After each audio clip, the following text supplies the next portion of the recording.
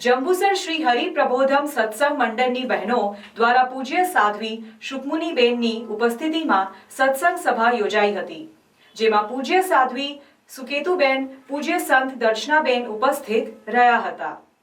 જંબુસર શ્રી હરિ પ્રબોધમ સત્સંગ મંડળની બહેનો દ્વારા પૂજ્ય સાધ્વી સુકમુનીબેનની ઉપસ્થિતિમાં સત્સંગ સભા યોજાઈ હતી, જેમાં પૂજ્ય સાધ્વી સુકેતુબેન, પૂજ્ય સંત દર્શનબેન ઉપસ્થિત રહ્યા હતા।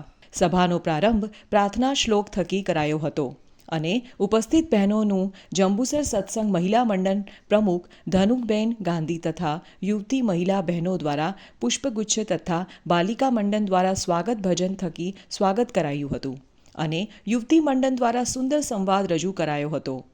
પૂજ્ય સુકમુનીબેન આશીષ આપતા જણાવ્યું હતું કે કળિયુગમાં સંસ્કારના મને તો બાળપણ અને યુવાણી બગડી જાય છે।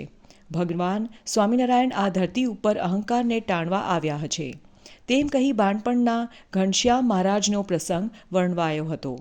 બાળપણની વાત કરી બાળકોને ધર્મના સંસ્કાર આપવા જોઈએ અને દરેક કાર્યમાં ભગવાનને આગળ રાખી કાર્ય કરવા કહી પૂજ્ય હરિપ્રસાદ સ્વામીજીના પ્રસંગની વાત કરી હતી। આપણે હુંમાંથી તું જવાનું છે, ત્યારબાદ તારે લઈને હુંની યાત્રા સફળ થાય છે। આત્માની અંદર સડો ના લાગે તે માટે નિયમિત સ્વાધ્યાય ભજન કરવા, ગુણાતીત પુરુષોના પ્રસંગો વાગોળવાના આપણે સૌ હરિપ્રસાદ સ્વામી, પ્રબોધજીવન સ્વામીના બાળકો છે। માવતર કેવા છે તો આપણું જીવન પણ કેવું હોવું જોઈએ। દરેક માતાને પોતાની દીકરીઓને બાલિકા સભામાં મોકલાવા અપીલ કરી હતી।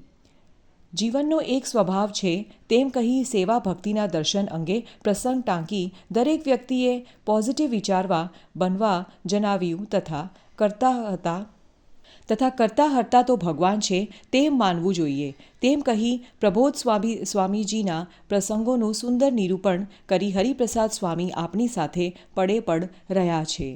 જીવનમાં દોડ ધંભ ડાહપણ ના રાખવા અને પ્રબોધ સ્વામી દરેકના આત્માનું ધ્યાન રાખશે તેમ જણાવી સ્વામીનો પ્રસંગ ટાંકી તેની પ્રતીતિ દરેક ભક્તોને થઈ રહી છે।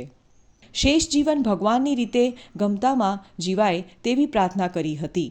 સદર સભામાં સારથી રેણુકાબેન સહિત બાલિકો મહિલાઓ મોટી સંખ્યામાં હાજર રહ્યા હતા।